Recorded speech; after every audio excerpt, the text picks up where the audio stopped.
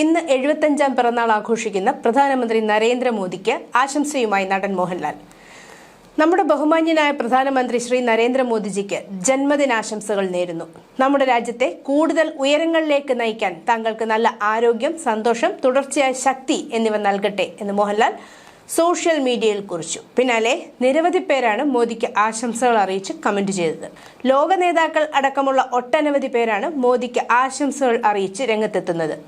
American president Donald Trump നേരിട്ട് വിളിച്ച് നരേന്ദ്രമോദിയെ ജന്മദിനത്തിൽ ആശംസിച്ചിരുന്നു.